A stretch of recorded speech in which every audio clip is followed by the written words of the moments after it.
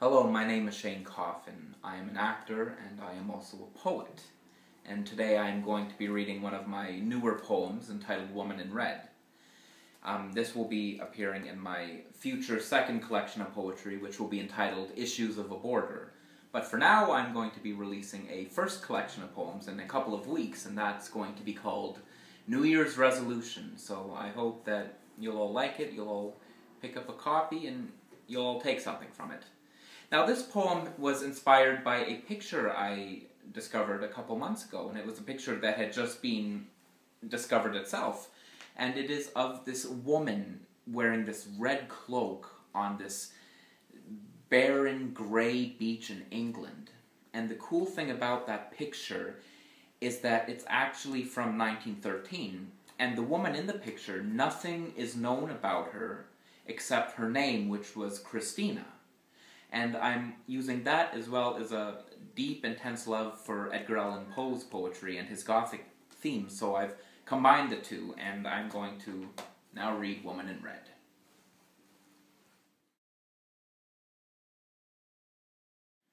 On an afternoon in August, with a tone more agreeable to Hallows Eve, I laid on my mistress's sofa.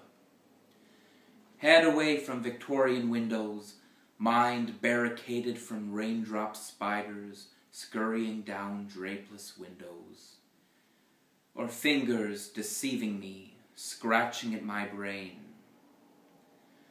With my soul laid bare in this autumn deception, I fooled my heart into leaving its lodgings. I was placed on a beach, devoid of its charm, cold sand and rocky burrows.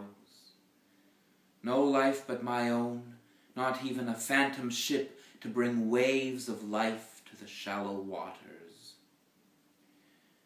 Not a footprint to trace, or a seagull to taunt, for the sky was a foggy dome.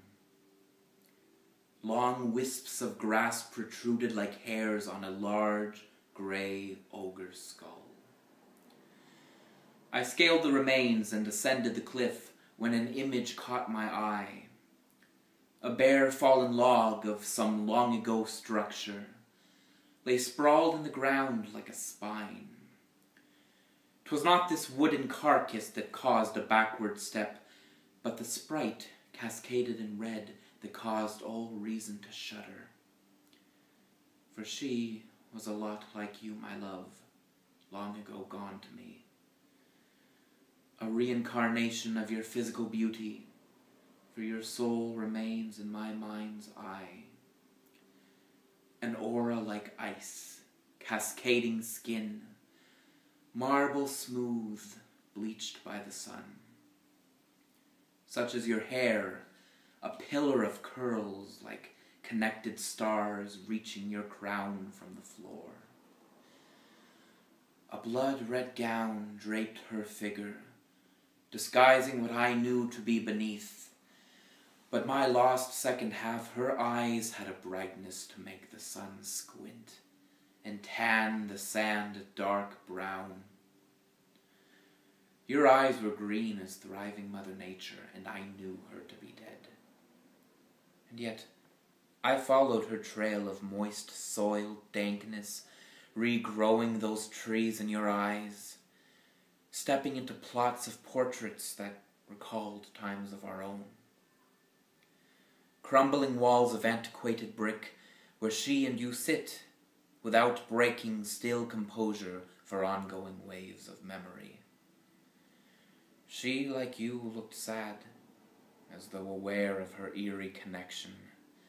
And when I wished to cry for a name, rosy thorns sprung from her hair. In my sorrow I realized this to be a dream, and at her feet I wept. For like your soul's final resting place, this phantom would disappear from the physical world, and I would reappear, mistaking the salt beach water for sweat from August humidity. Losing another princess when my memory's picture of you sets with the end of the day. And in the defeat of a man without love, go calling my mistress again.